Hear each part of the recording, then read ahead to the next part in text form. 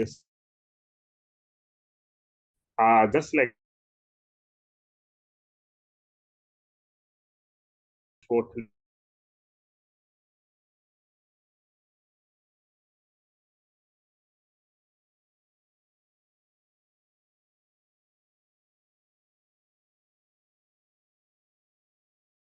using your Kaggle account. So we need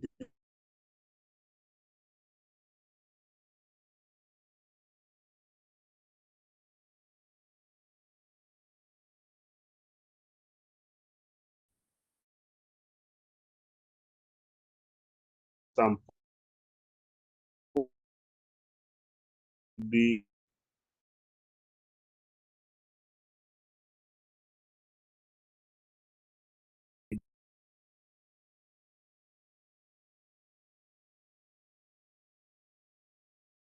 discussed yes, and we're going to know the foundation of what we are going.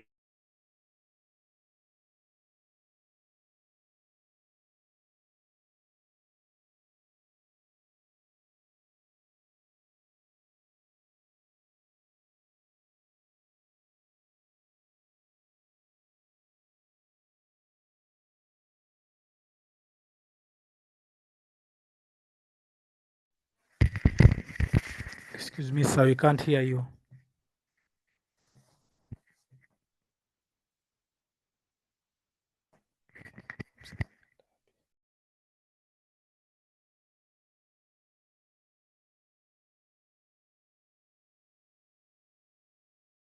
Can you hear me now?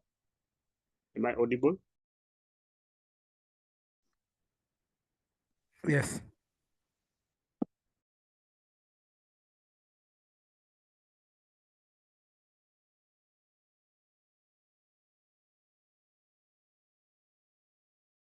That we want to apply today for our new project. So initially, we introduced to you deep learning initially. So we introduced to you deep learning. So this is where we started. And actually, we said that deep learning is a subset of machine learning, and it uses neural networks to learn from large amount of data. So something that I think I didn't mention was that with deep learning, we can even learn from different types of data. Like now we have images, we'll be talking about texts and so many other types of data. So it's actually a subset of machine learning that uses neural networks. So this is where we started, okay? And we say that these neural networks, they mimic how the human brain works. And the human brain works through interconnected layers of neurons that are used to process information and learn from patterns. Just like us humans, that's actually how humans process information. So this is where we started. And now from there, we went a little bit further and now discussed the neural networks in details. Okay, so we discussed these neural networks in much details. Not this one. I think it was this one here. I think it's not that one. I'm looking for that slide. Deep learning.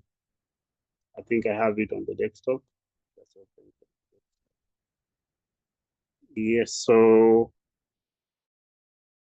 used to use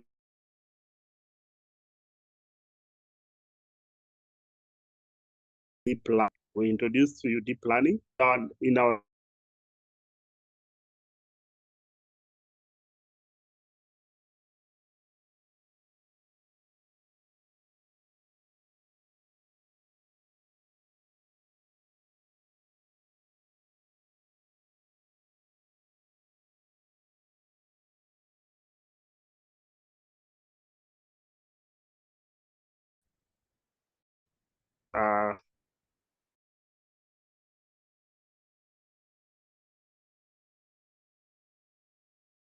Still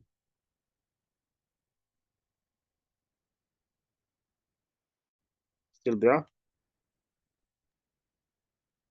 Hello. So I don't know whether I'm audible.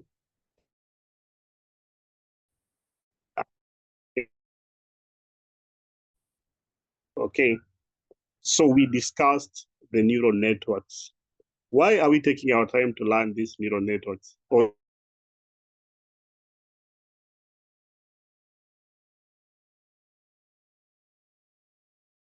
able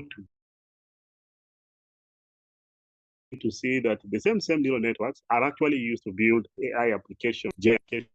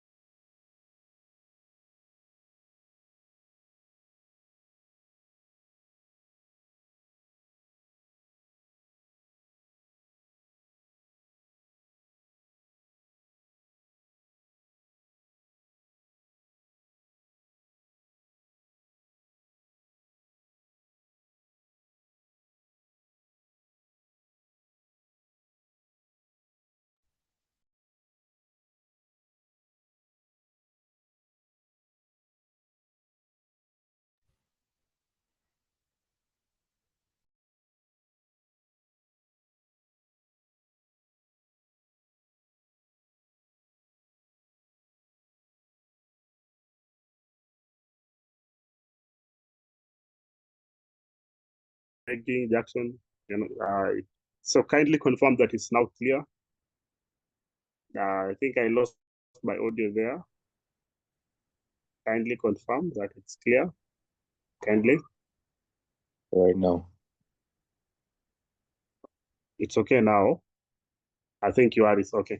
So I was actually trying to have a quick recap of where we started, because you can even see that now things are getting more and more advanced as we are progressing.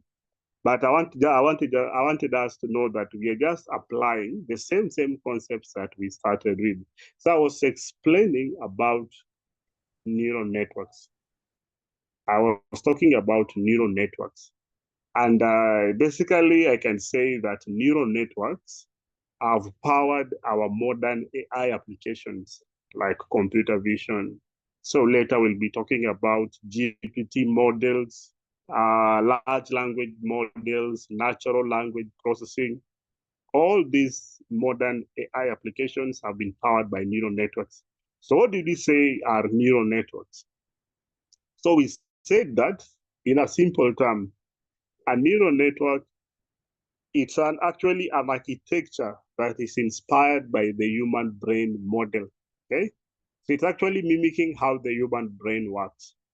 So both a neural network and a human brain, they consist of layers of neurons that are used to learn from data, okay? So they can learn from data, they can learn from environment, they can learn from sounds, and so on and so forth. So later we're going to see that neural networks, I think you've already seen that it's actually being used for more advanced AI application like image recognition, image classification, voice assistance, and so on and so forth. So something I wanted you to remember about these neural networks, it is their structure. And basically, a neural network, it is made of layers.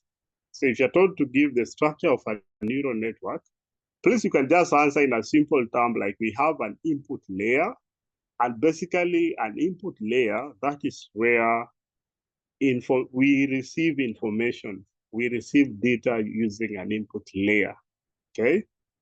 And it's actually here, this part here. So information are actually received using an input layer. Then these hidden layers is where information are processed. This is where we can actually have pattern recognition. This is where you can actually build a GPT model and so on and so forth. And now from there, we also have output layer to make prediction, to do image classification, to actually have object detection and so on and so forth. So basically, a neural network is made of input layer, hidden layer, and output layer. So it's made of layers of neurons that are interconnected to one another. Very important, okay? And it's also very important to have a comparison between a human biological neuron and an artificial neural network, neuron architecture.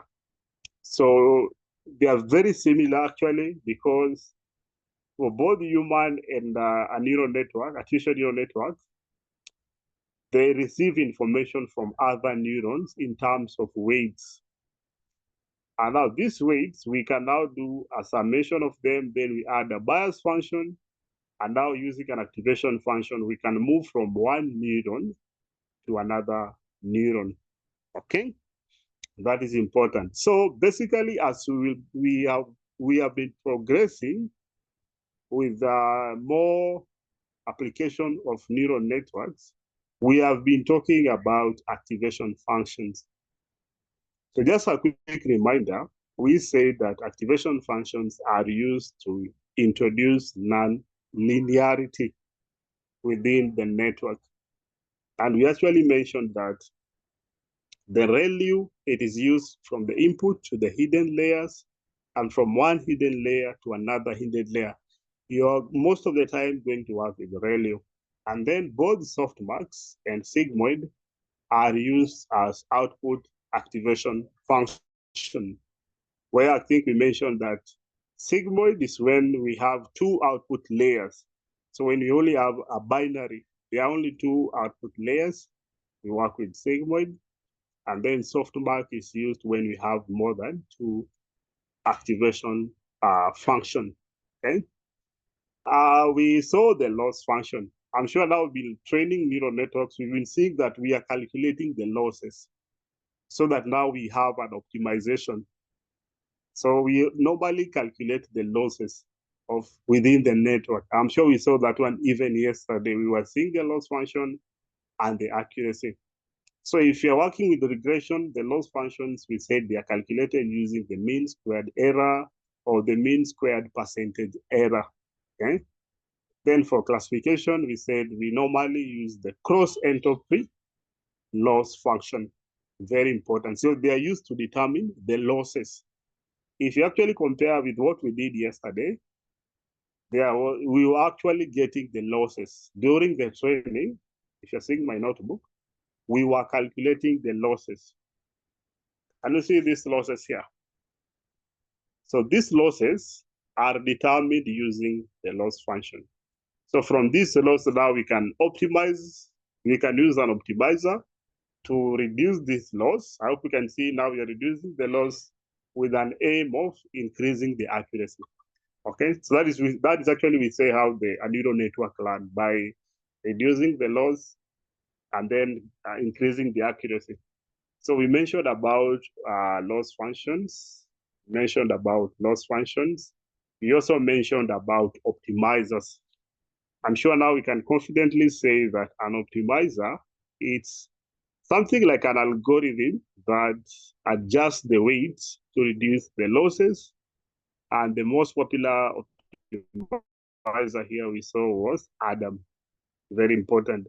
And then we've also seen what are batches and epochs. And also finally, we've also seen that a neural network learned by making forward propagation and backward propagation. So we saw that a forward propagation is used to make a prediction. Like for example here, this was a forward propagation. And from the first epoch, the accuracy was 34%, the loss was 1.76. So that is a forward propagation. So the aim is to make a prediction. Now from there, we need to make a backward propagation so that now we adjust the weights. And the purpose of adjusting the weights is to reduce this loss from here to here, and then increase the accuracy from this 0.34 to 0.56. So this was a forward propagation. We had a backward propagation, another forward propagation, backward propagation, in that order. And I hope we can see that as you're making the forward and the backward propagation, accuracy process are reduced. And that's why you are drawing such graphs. You are drawing such graphs to see, I think I would want today here that we're going to demonstrate. We are having these graphs. Yes, let me just show you that one. We are having this graph to show that during training, I don't know whether you're seeing that one. So during training, if you are training a neural network, the accuracy will be improving. I don't know why it's there now. I hope you can see it. The accuracy will keep on improving. You see, the accuracy started from 0.52 all the way to, let's say, 0.68. So the accuracy keeps on improving using the optimizers, okay? And now the losses will keep on reducing. So we'll be recording all the losses using the loss function. So remember when we started, our loss function was 1.15, and now by the time it was complete, our loss was close to 0.85. So the losses keeps on reducing. And this is actually done using the forward and backward propagation. So that was very important. That was the foundation of the neural network. And basically, that is how they work. So for tomorrow, we did a demonstration of that one. Not tomorrow, sorry, yesterday. We did a demonstration or an application area, a simple application area of a neural network. And we saw that a neural network can be used for image classification by calling what we call a convolutional neural network, CNN. So with a CNN, we are now able to generate features from images and make some prediction. So we actually explained this process. I know it was a little bit heavy because it was the first time, but in a simple language, we saw that for you to create a CNN or a convolutional neural network, you have the input. So the inputs right now are the images that you'll be using to train a model. So these images, we are going to extract several features from that image and store them in something we call a feature map. And I think I had an image that was demonstrating how these features are extracted from an image. So we use something called a filter. And if you can see my image right now, my GIF image, I don't know whether you're seeing it right now. That one, the other one, that one. I hope you're seeing it. Let me just try to, yes, I think it's very big. Now you're seeing it. Nice. Now I hope you're seeing it. And I hope you're seeing that we have a 3x3 matrix. We have a 3x3 matrix. So this 3x3 matrix will be making what we call strides. So it will be making some steps as it's picking the features and storing them in what we call a feature map. So these are 3x3 matrix. And I think we mentioned very carefully that if you want to get more details, let's say you're working on medical image analysis, which are very detailed, then you will reduce the size of the filter. So the smaller the size of the filter, the more detailed we are getting the features. But normally it will take a lot of time because it will create a lot of feature maps. So we actually saw that by convention, as we are extracting the features, the most commonly used kernel size is a 3x3 matrix that is placed on the image, making some strides as it is extracting the features and storing them in these feature maps. So that is actually how it was being done. So using, so this is actually the kernel size. These are kernel sizes. So that one is a kernel size. It could be a 3x3 matrix. It should be a square one. So it will be extracting several features, storing them in this feature map. And now using max pooling, these feature maps are reduced. So we reduce them so that now we save on the computing resources and we also save on computing time, because it might also take a lot of time to use these feature maps. So they have to be max pooled. That's why if you see using max pooling, these feature maps are reduced smaller to save on computing resources like time and then and memory. And now from there, these ones are flattened. So if you say you are flattening the feature maps, we are actually arranging them in a vertical order. So we are now arranging them in a vertical order. That is what we call flattening. Flattening is the process of arranging these feature maps in a vertical order, like this one here. So now this feature map will be now fed to a neural network. So this is something we call a dense layer. So remember, we were calling this one a dense layer.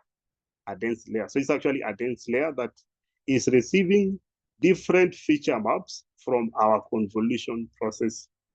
And now from here, we're able to make a prediction. So let's say all these features have been saved in this network. So if you give this computer 3 images between this one, and this one, and tell this computer to identify which image is of a zebra, then it can actually give you the prediction based on some accuracy, because remember, it had stored different feature maps within its network. And I think that is how human beings are able to detect objects. If you see someone for the first time, you will store features of this person back to your brain, okay? So your brain will actually store features of this person, so that now next time when you meet this guy, those features that were stored back on your brain will be activated. And now you can tell that this is actually a particular person. Or let's say you go to a place that is very unfamiliar. So if you want to know the place, if you want to now to get to understand where you are, you need to now get the features of that place. There is a tree there. There is a road somewhere there. So all those features are stored in your back of your brain using now the feature maps. Now, next time when you go to that place, you should now activate those feature maps within your brain. And now you're able to determine where you are. So that is actually how convolution works. And that is what we implemented yesterday. So let's see what we did.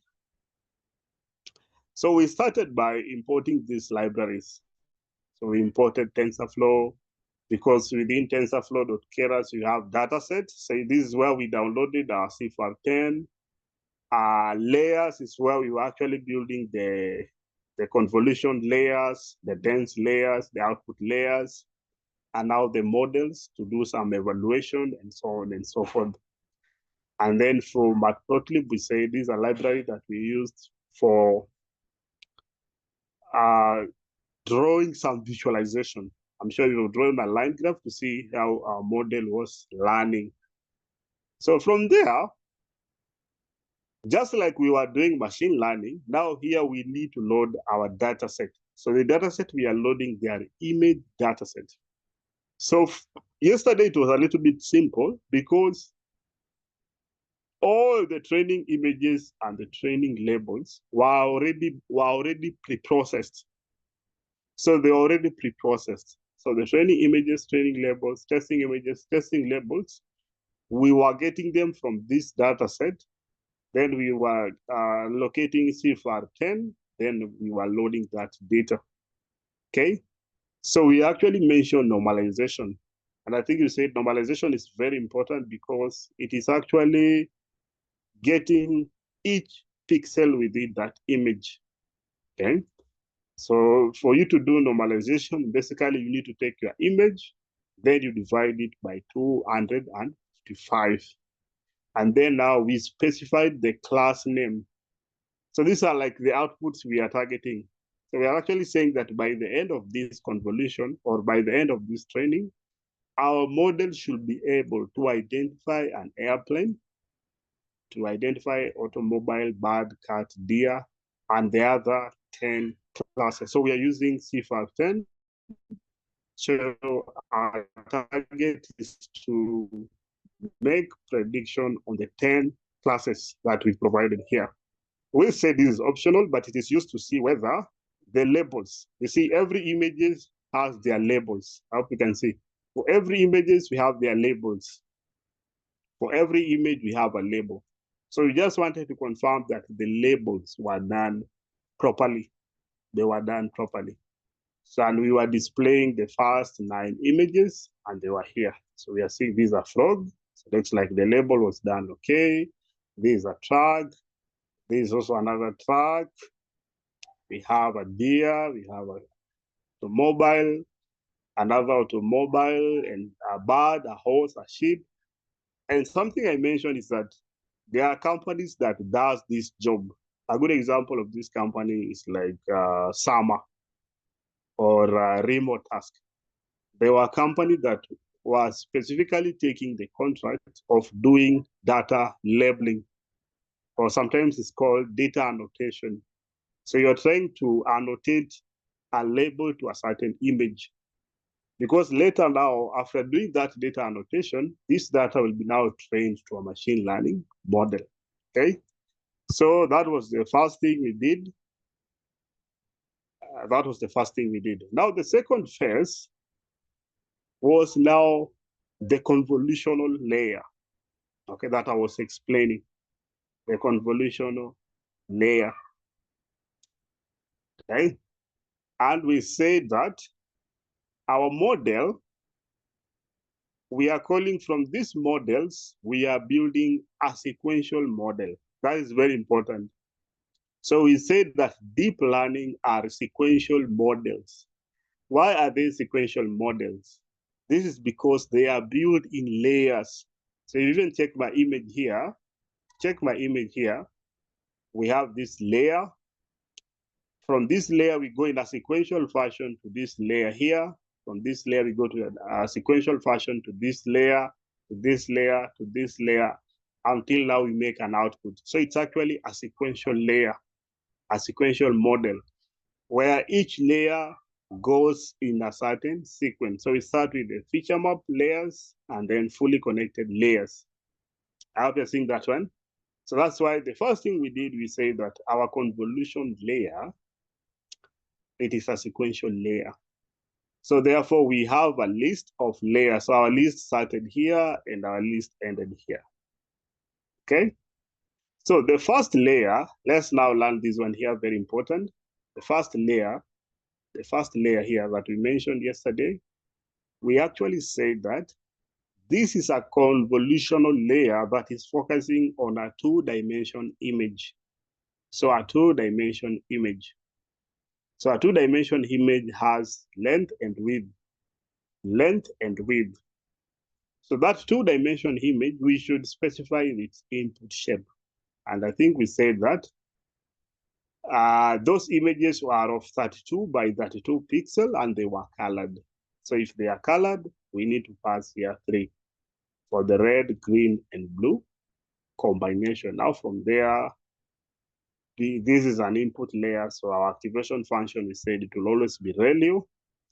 And then this is actually now the filter size. We say that the filter size is a 3 by 3 matrix. That one, it's a 3 by 3 matrix that is being placed on top of a 32 by 32 pixel image. So it's like we were trying to resemble our image here. Go back here. So a 3 by 3 matrix, the one that is on the dark, is being placed on top of a 32 by 32 pixels. So the goal of that one is to extract features and store them as feature maps. Okay, so we now get feature maps. So these are the feature maps, the one on the green, these are the feature maps. And now these feature maps, they have to be max pooled. So we have to reduce them to save on our computing resources. And that is why we were actually now max pooling. We are max pooling our 2-dimension image in a ratio of 2 by 2. So it's like we are reducing our 32 by 32 pixel max pooled image feature maps into a 16 by 16. So we are just reducing each dimension by 2. So remember, there are 2 dimensions. So this one is reduced by 2, this one is reduced by 2. Then from there, we connect these 32 neurons to 64 neurons to do more feature extraction. And someone was asking me a good question. How many times should we pass these layers? We can pass them as many times as we want, so long as now we want to get many features. But it should be in this order: 32, then you proceed now to 64 to 64. Okay?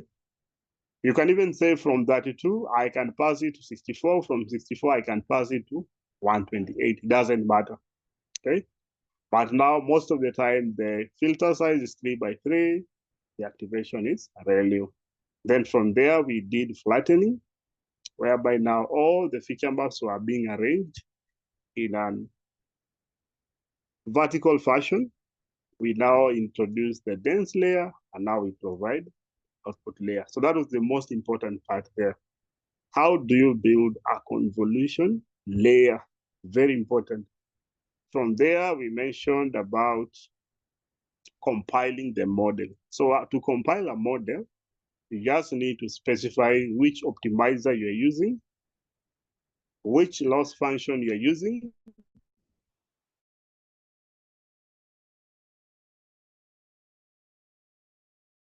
as categorical cross entropy, and the metrics for classification. Because we are doing image classification, we are going to use the accuracy metrics. And now from there, because we have several epochs, we'll create a history of learning. So there is an history of having forward and backward propagation, So therefore, we will be passing our training images, training labels, epochs.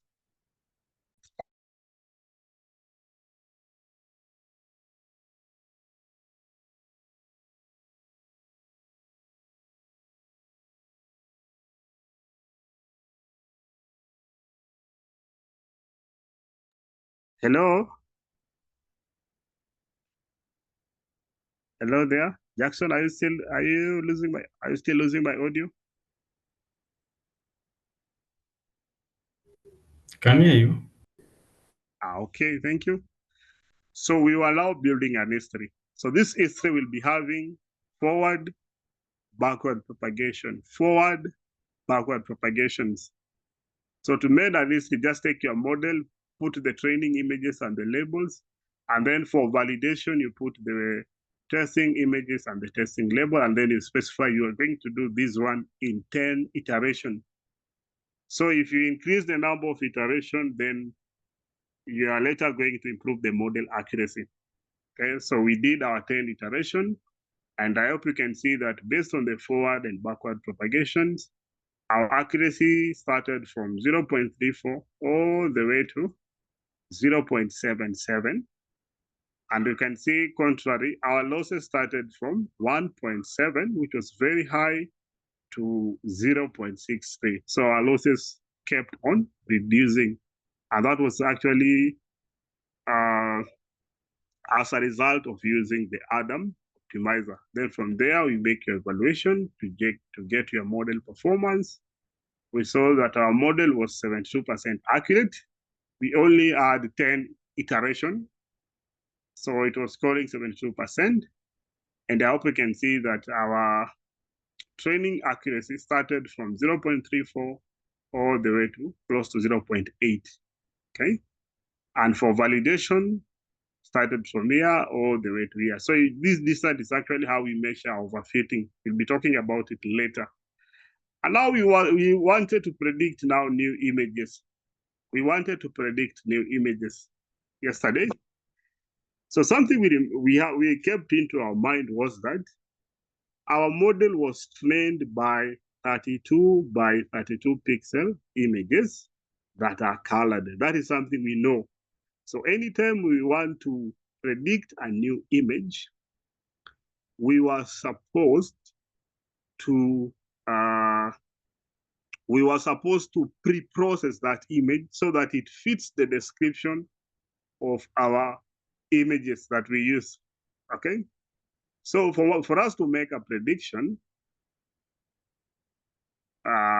we created a function called predict a new image. It's a function. So this function has a parameter. You are going to pass the model that we've trained, and you're going to specify the path, the location of your image. Then this image that you pass here, I wanted us to see that we are going to first process that image. Let's see that one there. So we are going to open that image and resize it into 32 by 32. So it could be of any size, but it has to be resized into 32 by 32. And then it has to be normalized. So it has to be normalized. So that image has to be divided by 255. And then now, these are more processing that was done here. Then for us to make a prediction, we are going to call the sequential model and then use the softmax function activation. So using the softmax activation, we are going to make a prediction. And the prediction, remember, we have 10 output layers that is corresponding with the 10 classes that we have. So normally our prediction picks the maximum argument, the one with the highest value. The one with the highest value is our prediction. And then we give it a confidence. So the confidence is the number of the confidence value for that prediction. So that was the function that we used. We were just printing all those confidence, the image, the predicted class, the confidence, okay? And then this was using matplotlib, we can even display that image in our code. And this was done in an exception handling fashion. So exception handling is where we have try and except, okay? You can research more about it, yeah. So we have a function called predict new image.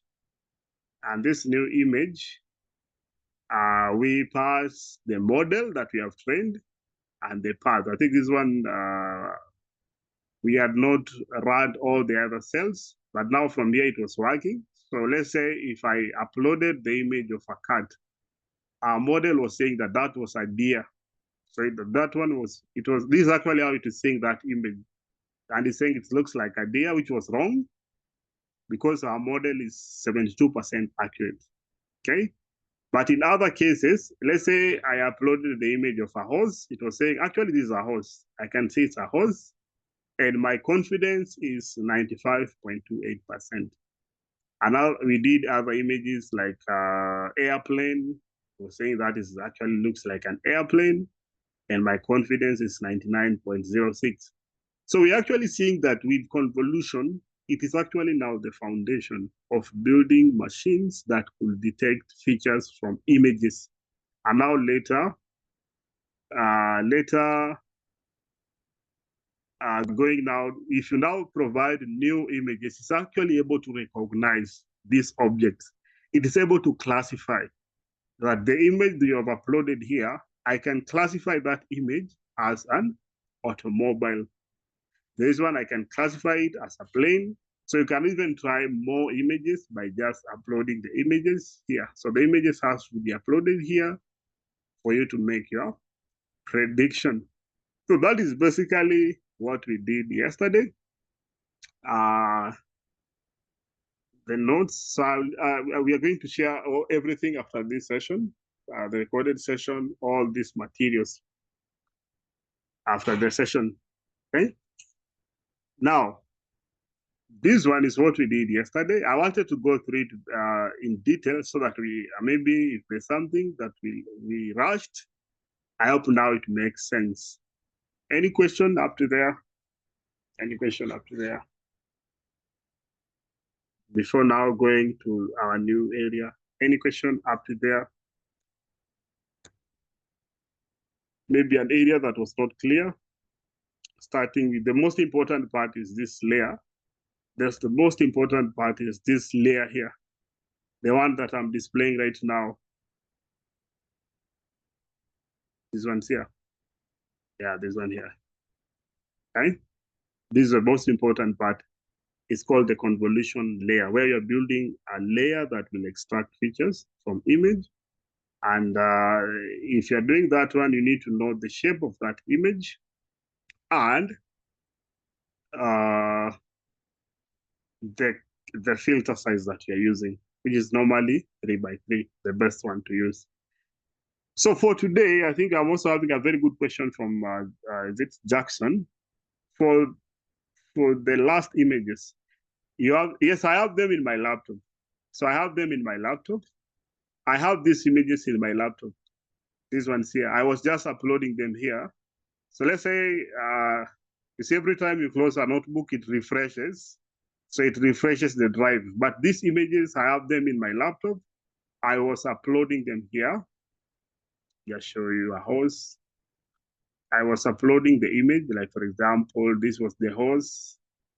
I was uploading that image here. Can you see? So this image, I just copied the path for that image, and then I actually pass it here. So it's actually the path. So I have the images, and they are completely new images. I just wanted to test whether my AI model is able to actually understand whether this is actually a house and to which percentage, which confidence. I hope I've actually answered you, Jackson. So the images are in my desktop. I'm uploading them here, then using them to test my model to see whether it was able to recognize the 10 classes. So I think the only problem it was having is to detect cats. So my model was saying cats. Cats were looking like deer. The cats were looking like deer, but for the other ones, it was kind of trying to be more accurate. Okay. So to improve the accuracy, I've said you just need to have more epochs, and you can even increase more convolution layer here, so that now you get as many features as possible here. And if you want them to be very detailed, you can even reduce the kernel size. You can reduce the kernel size from 3x3 matrix to 2x2 matrix. So it will be getting detailed features from those images. So I hope I've answered you there. Now we can check on, okay, and see there. So now we can check on our today's objective. So I just wanted to go through it theoretically. I wanted to go through it theoretically. Then now, tomorrow we finalize on its practical, as we even do more. So I did a simple one where I wanted to see whether I can build an AI computer vision model that could detect or recognize different flower varieties. Okay. So the first thing that we did, there is this website here. Show you that website. It's actually from Kaggle. So this is the website here. So because today we've tried flowers, maybe you can try diseases. Someone else can try what else? Any other image related data. So this was my data set, flower recognition. Okay. Flower recognition here. So the first thing that I've done is I want to download. I hope you can see in my notebook. We have downloaded a zip file of flower recognition and then extracted the flower data set. So this flower data set, we have 5 categories of flowers. So we have 5 categories of flowers. So we have daisy. So at the end of the day, my AI model should be able to detect a daisy flower. And I don't know how to pronounce this one. Then we also have rose flower, we have sunflower, and we have tulip flowers. So we have different folders. So these are images for the daisy flowers, these ones. So for you to download this one direct from Kaggle, because another alternative is to upload it Another alternative is to upload the flowers dataset to your Colab. But the simplest way you can do it, you can download all this dataset direct from Kaggle in a very simple step. So this was the first step that will now take my time. This was the first step. We needed to upload a file. I hope you're seeing that one. We need to upload a file called kaggle.json. We need to upload a file called kaggle.json. So from Google Colab, we have actually imported a function called files. And now these files, we wanted to upload a file called kaggle.json. Now, where do you get this file? This file is actually a file that will give you, will have your credential. It will have your username. Up you can see it's having your username, and it's also giving you an API key. So with an API key, now you are allowed to download very huge data sets from Kaggle and using them in your project. So this is where we were getting this file. So now you can try to download it. So if you go to your Kaggle account, this is my Kaggle account. So I hope you're there. Just go to your Kaggle account. Let's go to your Kaggle account. Make sure you've logged into your Kaggle account. So on the top right menu, there is this icon here that is actually your profile icon. This one here. It is actually your profile icon. Please locate that one. That one there. Can you see that one? So it should bear your name here. I think I made a mistake. Sorry, it should be there. Then this is your name. So now you're sure this is your Kaggle account. Okay? This is your Kaggle account. So from your Kaggle account, you would now locate settings here. Locate settings. You want to locate setting. And now from the setting, this is where you are going to generate the kaggle.json file. Where do you find it? I want us to go to a section called API. So there is a section called API. Can you see this one here? So if you don't have the file, just click on create a new token and the file will be downloaded here automatically. Just click on create a new token. Create a new token. And this file will be downloaded. Let me show you the file. Go to my downloads. The file is actually here. This file here. This file here. Kaggle.json. This one here. This one here. Kaggle.json. This one here. So it will be downloaded in your desktop by just clicking on create new token. So it's not with me up to there. It's not with me up to there. So just click on create new token. A file called kaggle.json will be downloaded. And that is the file that you want to use as our API key here. That is the file that you want to use. So make sure you have it. Let me plug in.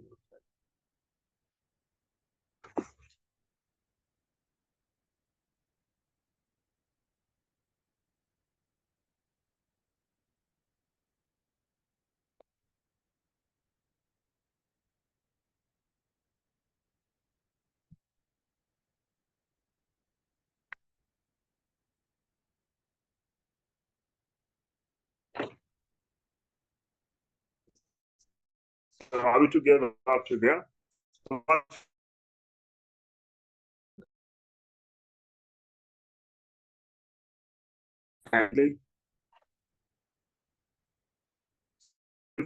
file, if you run this code, run it again, but if you run this code, just run it. If line of code, okay. So it will choose the files, and then you're going to locate your kaggle.json file, is on here, and then you upload the file.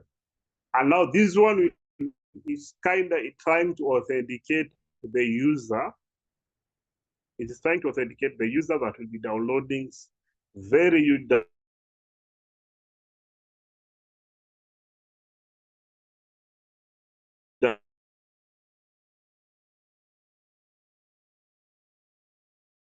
authentication. It has been your username and your. Now we are able to verify. We are now verified files from Kaggle. So there is some Unix command. These are some Linux commands here.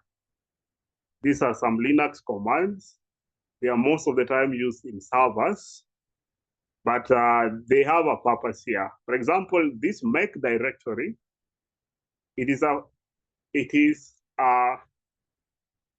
actually a command to create a folder. So we want to create a folder and we want to hide that folder. So in our home directory called Kaggle. So there's a folder that will be created, but it will be hidden and it will be called Kaggle. There, it will be called Kaggle. This is the command. Okay. And this folder that we have created that is already hidden, we are going to copy the Kaggle.json file that we have uploaded to this hidden folder. Hello. Hello. I'm still struggling to load it. Yes, hello? Hello. I'm saying I didn't manage to load it. This one here. JSON, yeah. Have you downloaded it? Has it downloaded from here? Yes, yes. It has downloaded. So yes. what you can do, I want you to run the first command here, the first one here. Just run the first command here. This one here. Can you see that one? Is it running? So it will be running that way. The first one. Because this is actually the command. Pardon? Just a second. First one, yes, the first one.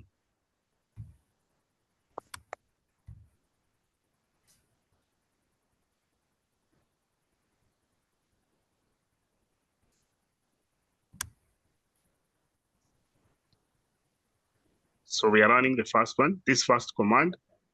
It is actually instructing this Colab to upload a file. So from files, we want to upload a file. And the file we want to upload is kaggle.json. Yeah, the one that we've downloaded. Are you able to do that one? Still loading. It's loading. Now, if it's loading, can you see the option choose file? Choose file. Yes. Yes. I want you to click on that option, choose file. It will take you now to your computer system directory. Okay. If you click on it, it opens your computer file system. This one here. Yes. Yes. From there, you locate your downloads. Just locate download. Yeah. And then now look for the kaggle.json file that you've downloaded. Oh, yes. Yes. This one? Yes. You can open that one, yeah. Like that one. That's how you upload it. Okay, thanks. Yes, so Maui also saying that confirm, please share that because I'm also not able to. So yes, I can share with you this Colab, but you have to use your kaggle.json file. So if you already have it, I can share with you this code. So today I just wanted us to go through it theoretically. Then tomorrow we do implementation part of it as we even try more images. So I've shared the Colab notebook. So then if you run the first command, that one. So it will always be running. It is always running, waiting for you to upload that's why it's just running there. It is waiting for you to upload your kaggle.json file. And how do you upload? By now clicking on choose file and then locating where you downloaded it. If it's on the downloads, click on it there. Now open it. So when you open, it will now go ahead and give you authorization to use very huge data sets from Kaggle. And how are you being authorized? You're being authorized by now identifying your username and your API key. So everyone must have their own API key. So later we'll be talking about OpenAI. Let's say I want to use OpenAI in my project. OpenAI has to authenticate my credentials. So also OpenAI have their own API keys. So we are going to talk about them in our intermediate session. I want to use OpenAI or I want to use Gemini. So I'll have to provide the credentials similar to what Kaggle is doing here. So I was trying out, I hope I've answered you there, Howie. I hope now you're good. Can I share my screen so that you help me out? I don't know if I've done it correctly. Sure, no problem. Sure. Share screen.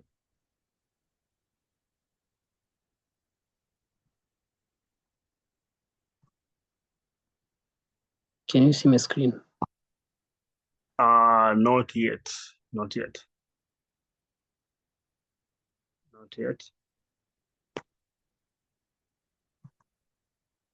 Now I'm seeing it. So it's opening your screen. Submit it. Now I'm able to see it. So this is your Kaggle account. Do you have the Kaggle.json file? I don't think so. So can you go to your top left? Just go back. There's the arrow to go back. There's that arrow to go back. That one. Can you see the top right? I mean, top right. Your profile icon, the one that is surrounded by blue, something like blue. Top right.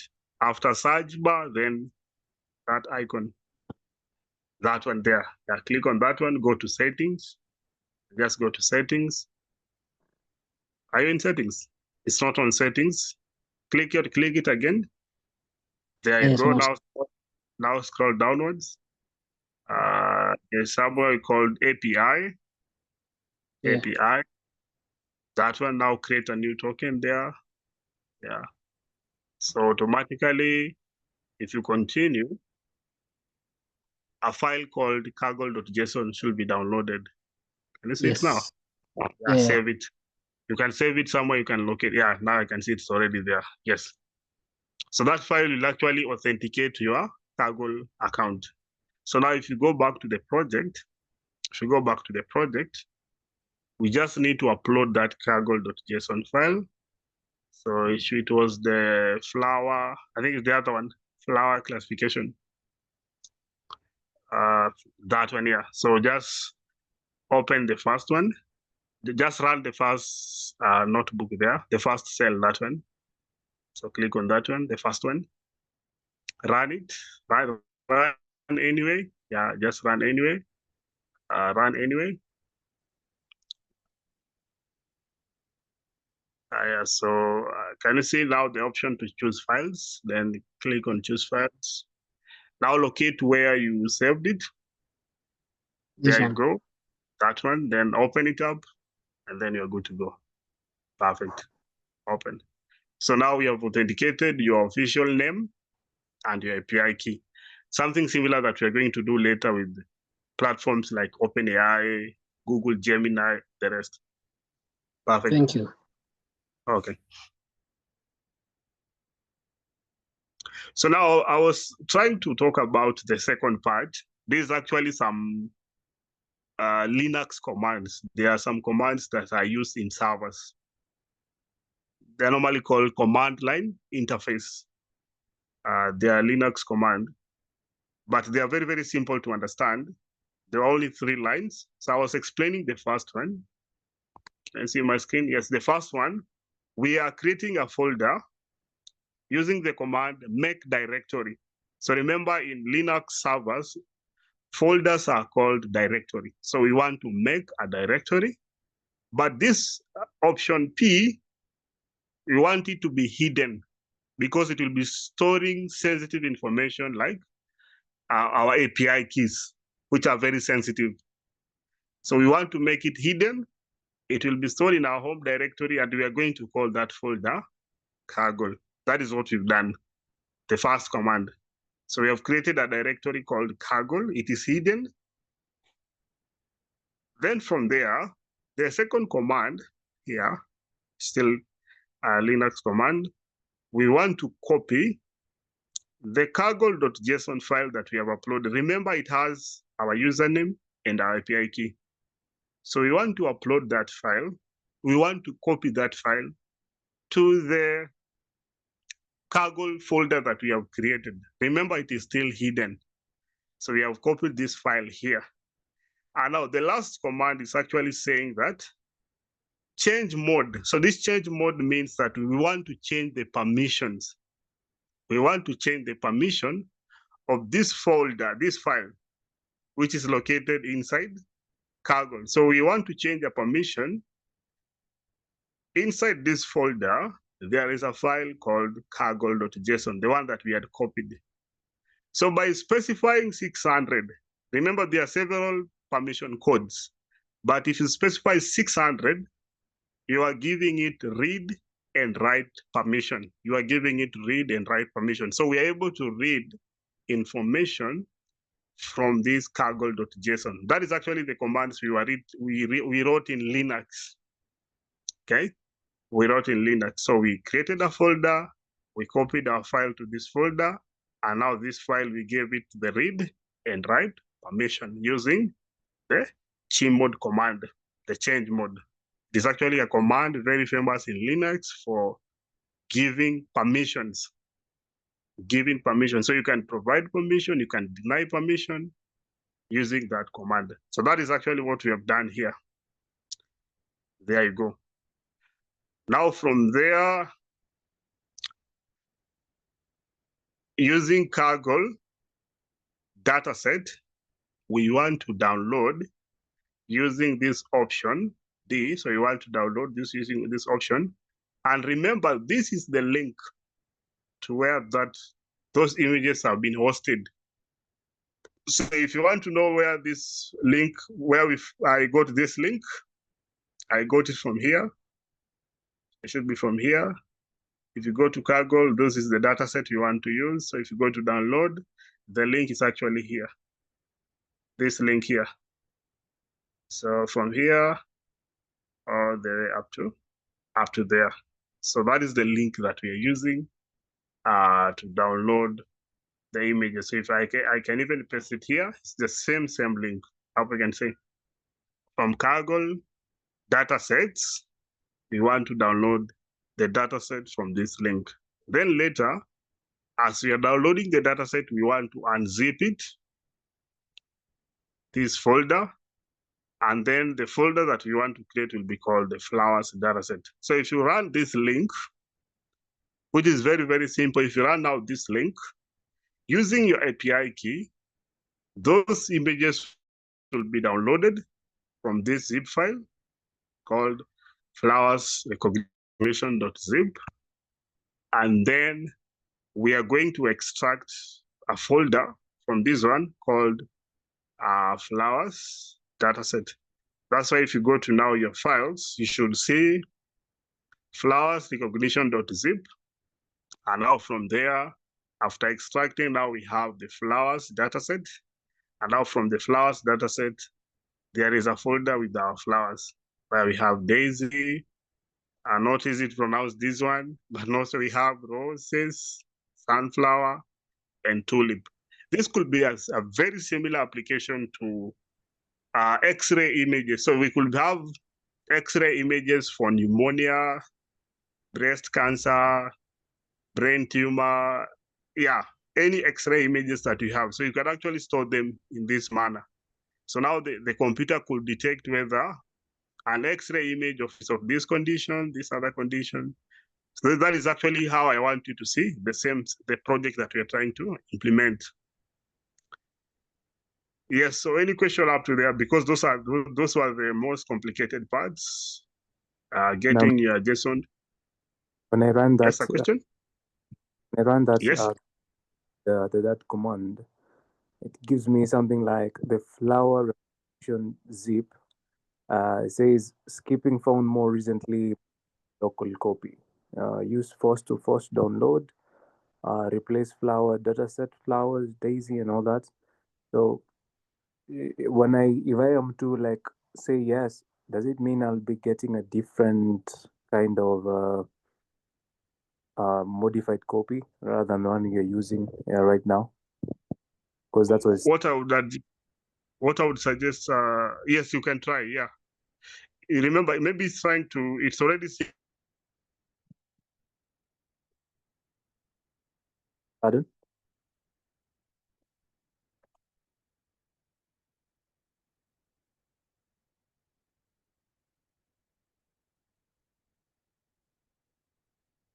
Can't hear you, Eric.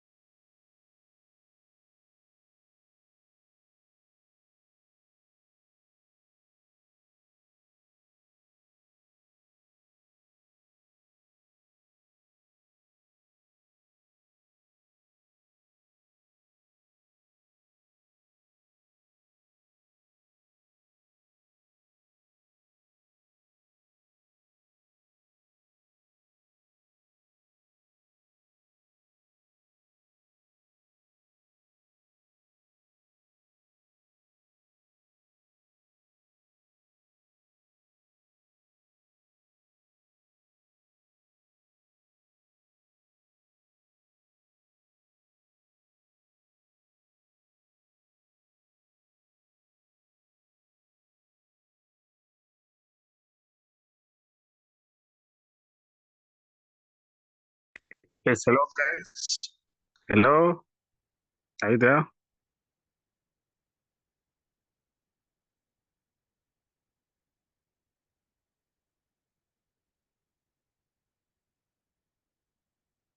Are you all still there? So I lost my, we have a power outage on my end. So apparently I lost you there.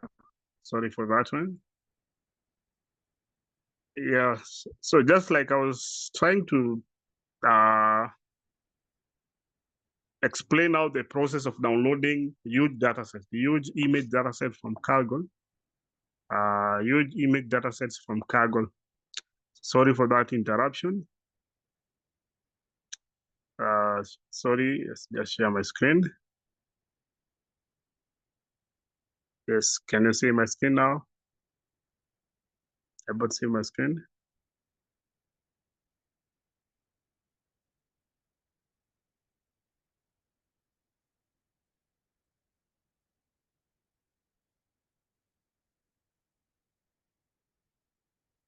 So can you see my screen? So if I run this, the first three, this one here, it will actually request me to upload the file. I just do it right away. I think they're already here. So this is where you are uploading the file.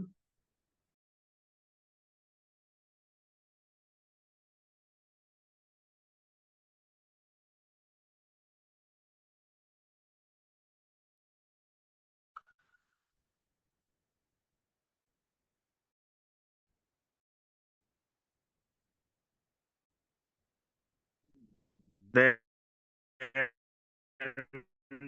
this is so now that we are giving it some permissions.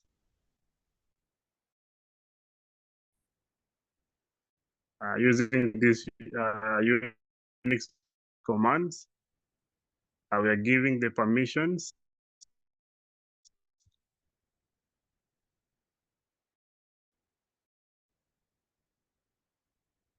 Are you there?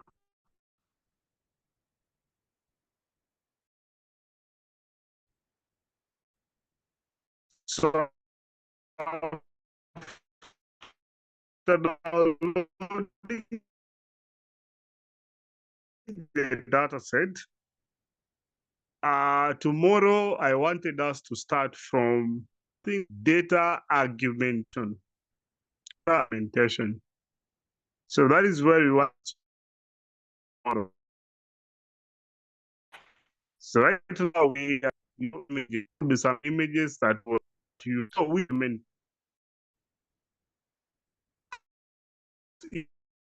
we're using a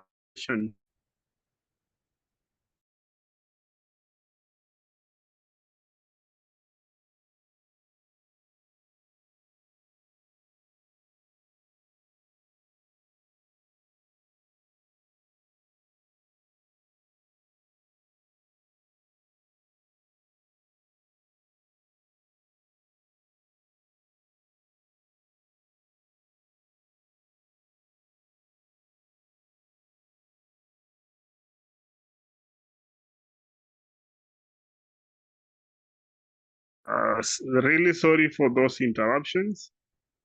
So let me just show you that for a moment again. Really sorry for those interruptions. So we were talking about getting images from Kaggle. So we've explained the first three steps. So tomorrow I wanted us to do into detail something called data argumentation. So in Keras, we do image argumentation using a class called image data generator. So we'll be talking about scaling, but basically argumentation is the process of preparing images for convolution. So with argumentation, we talk about rescaling the images. So this is normalization. It's normalization. This is where we are specifying our validation data. We are saying 20% will be used for validation, 80% will be used for training. We can rotate those images to an angle of 30 degrees. We can have width, shift range, height, shift range. We can share them up. We can zoom those images, and we can do what we call horizontal flip. So now this is something I wanted us to talk into detail tomorrow as a way to process images for your convolution project. So now you're imagining you have uploaded the images to your project. We need to do argumentation. From argumentation, we specify our training images. We're going to explain this one tomorrow in our practical. We now pass our validation images. Now from there, we generate the classes, okay? So now we generate the classes. So we have index 0 is Daisy, index 1, this one, index 2 is Rose, index 3 is Sunflower, and then index 4 is Tulip, this one here. Now from there, this one already we have done. So the good thing is that already we have done the CNN model architecture. So we've done convolution already, where we are building the sequential model. We are providing the conv2 layers, more conv2 layers. And even this one even went from 32, 64, 128. Then flattening was done. And then we'll be talking about what is dropouts. We'll be explaining that one. And then our dense is 5. So we have 5 outputs. That is corresponding to the 5 flower species that we are trying to train with this model. And now the activation is softmax, because now we are using 5 classes. Then from there, the other ones are actually basically the same. So from here, it's actually the same. We build a sequential layer. We actually fit. Then this was the validation data. This is actually something we have done. Then we do our doing an evaluation, because this one was taking time. You're going to see it takes a lot of time because we are working with real epochs. But if you pass epochs around like 20 epochs, we could have a very good accuracy here. So my model was just 67.21% in terms of accuracy. So then I went ahead further and visualized how my model was learning. So I was able to see that the accuracy kept on increasing for both the training and validation. According to that graph, the validations were increasing for both the training and validation, and the losses were reducing for both training and validation, training loss and validation. So as you can see, accuracy is improving and losses are reducing. Then you can actually say that the model is learning. As a teacher, let's say I'm training you to drive a car, and I'm seeing that you're now becoming more accurate, and all the mistake that you started it keeps on reducing, then I can actually confirm that you are learning by improving accuracy and reducing the losses for every epochs. For every epoch. So as you are increasing the number of epochs, the accuracy is improving, the losses are reducing. Now from there, we are going to make some prediction. For example, I gave it a rose flower. I downloaded a rose flower from the internet. It was saying this looks like a rose flower by 88.0%. Remember, it's not that accurate. It's only 67% in terms of accuracy. I also gave it tulip one. It was saying this one looks like a tulip flower. Not that accurate, but I can say 50.98%. This one looks like a tulip flower. And I also gave it a sunflower.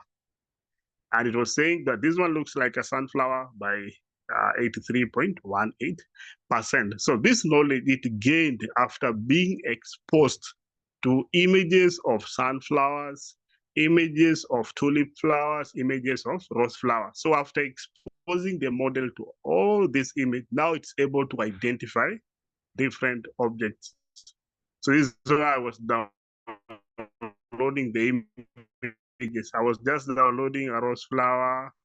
I downloaded a tulip flower, and then I also it is able to recognize different flowers species. So tomorrow we will be now doing that implementation and even more. We'll be also trying pest crop classification. We can try diseases classification and so many other projects with image data sets from Kaggle. So I think from tomorrow that will now mark our end of computer vision. So maybe now you try to do more realistic projects. So now next week from Monday, we will be proceeding with natural language processing and generative AI. And then now we finalize our AI engineering beginner series. Now from there, we can also guide you to build a simple portfolio project. From this series that we've been doing, you can either build a machine learning project or you can build a deep learning project for your beginner series portfolio. You get your certification. Then now we meet on January. We now proceed to intermediate sessions. And like I was talking about it, intermediate sessions, we'll be learning how to deploy these models. So now we are assuming you know how to build an AI model. How do you deploy it? And then I will be exploring topics like AI agents and the rest. So any question up to there? Any question? Up to there, so far so good. Yes, sir. There was Anyone a with a question someone was to ask about the code Ye- it was Yes, supposed to run yes. about flowers recognition. So when I run the code, Yes. it is saying that there is an error in the username. Yes. I don't know what I didn't write. Maybe you can guide in that. Are you okay to share your screen? Yeah, no problem. Okay, so you can share your screen. I have a look.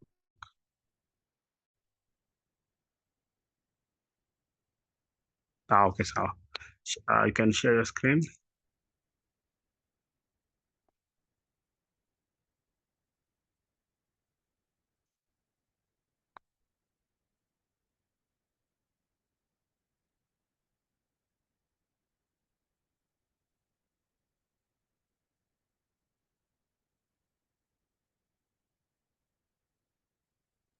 Here you go. Could you start from the start? Could you go to the start? Let's try the first one. Let's see the first one where you uploaded that one. Could you redo that part? Let's try to redo it. Run the first one, then you go ahead. This one. Go upload your Kaggle.json file. So that now you're authenticated. It's the first one, that one. There you go. Now run the second one. Second one. Now run the third one. Let's see. They're still getting those issues.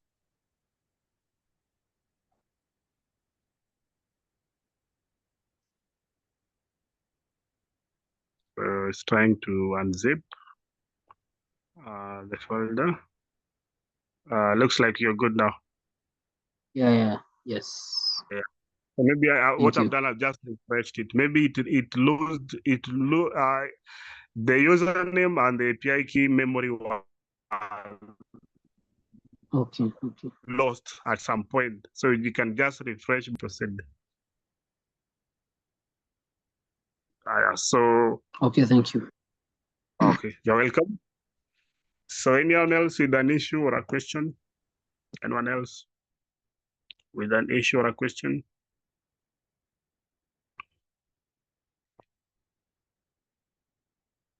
Okay, so I think we have recorded the session today. we are going to share with you when it's ready. Normally it takes like an hour or 30 minutes to generate the video. So I'm going to share the video. You can go through it as we prepare now for the practical demonstration tomorrow. But in the meantime, you can read more about data argumentation. So let me share it on the chat. As tomorrow, you can read more about data argumentation.